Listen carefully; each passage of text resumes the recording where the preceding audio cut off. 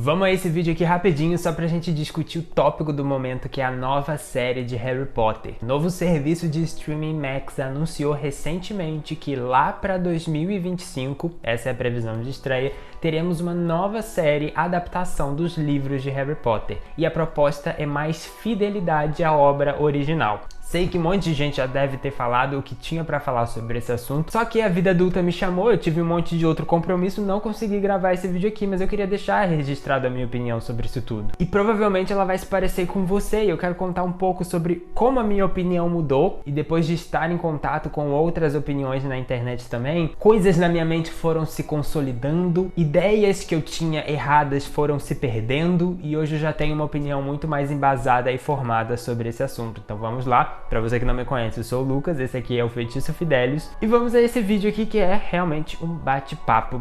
Essa nova série de Harry Potter deu o que falar, quebrou a internet literalmente. Em poucos minutos de lançamento do teaser de alguns segundos, já tinha milhões de visualizações e milhões de comentários. Então é algo que dividiu realmente a internet e muita gente não sabe muito bem se fica feliz ou triste com isso. Eu no primeiro momento fiquei triste porque eu gosto demais do mundo mágico. Não é segredo, né?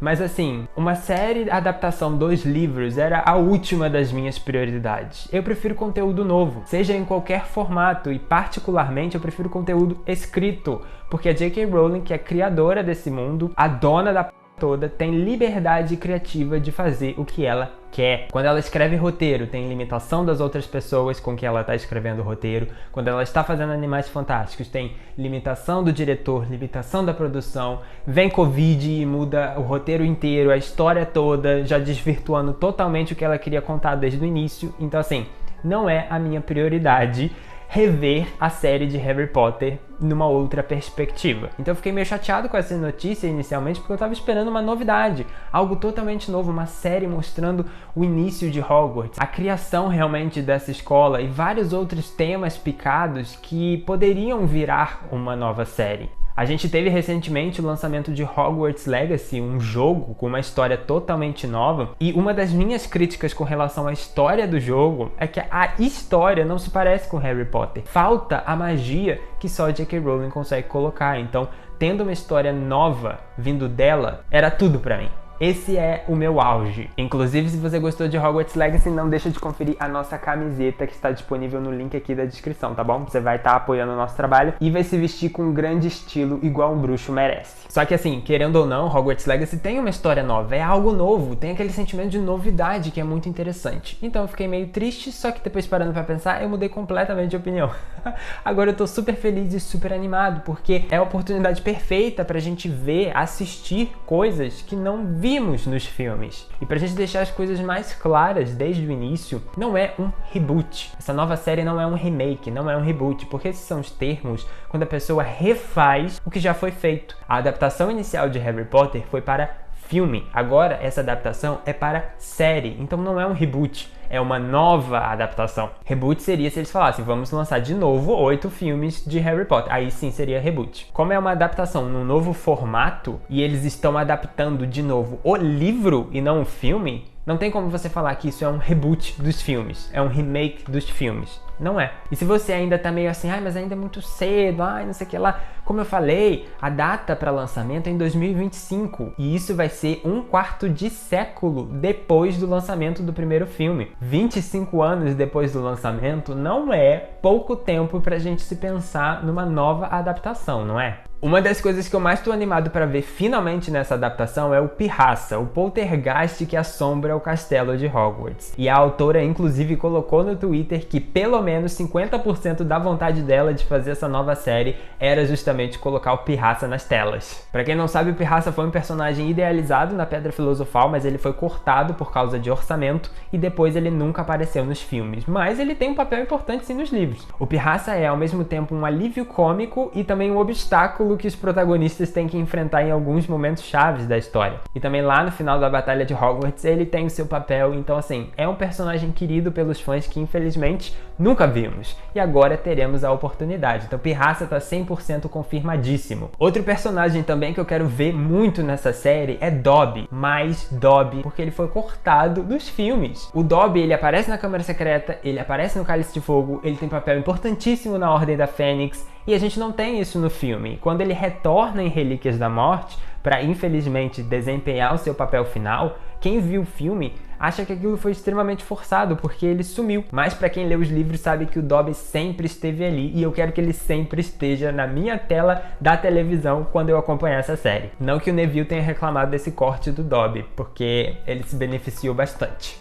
Dobby is free. Muita gente comentou sobre o enterro do Dumbledore, que é realmente uma das cenas mais emocionantes que a gente tem durante os 7 livros e ficou cortada no filme. Não sei porquê David Yates enfiou na cabeça dele que era uma ótima decisão cortar o funeral do Dumbledore. É um momento, assim, que a gente entende o impacto daquele bruxo no mundo mágico. Não é só o disse-me-disse que a gente tem, né, vem colecionando ao longo da série. Quando ele finalmente morre, você consegue visualizar o impacto que ele tem na comunidade bruxa numa cena muito emocionante.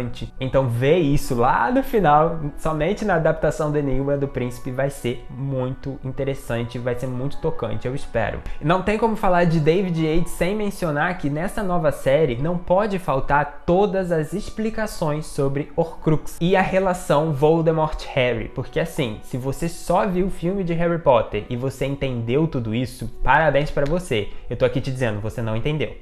Se você nunca consumiu nenhuma informação adicional e nem leu os livros, não tem como você entender o que é Horcrux. Não tem como você entender por que existe uma profecia do Harry, quais são todos os desdobramentos dessa profecia com relação a Voldemort e Harry, por que o Voldemort tem essa ligação com Harry, enfim, não tem como você saber. Com mais episódios, mais tempo de tela, mais oportunidades de explicar, é a oportunidade perfeita de fazer todas aquelas pessoas que não leram os livros, você está cometendo um crime, leia os livros, a finalmente entenderem o que são Horcrux, por que o Voldemort fez, quem fez essa profecia, o que aconteceu, por que o Harry, por que o Voldemort, enfim. Em relação ao Enigma do Príncipe, o Iago comentou pra mim que o que ele mais quer ver na série é a história do Voldemort, de Tom Riddle, e a sua relação familiar com o pai e a mãe, que também é algo explorado durante o Enigma do Príncipe e que ficou de fora do filme. O Enigma do Príncipe é uma história recheada de informações sobre o passado do Voldemort, sobre o Tom Riddle na época de escola e até antes, e pouquíssimo disso vai pra tela. Então agora é a oportunidade perfeita de você consolidar essa história na mente de quem só vai ver a série, né, não vai ler o livro, e de novo, lê o livro, mas é a oportunidade perfeita de você explorar essa história, de você realmente desenvolver esse vilão que é muito bem desenvolvido, mas que quem só vê o filme não percebe isso, porque muita coisa foi retirada.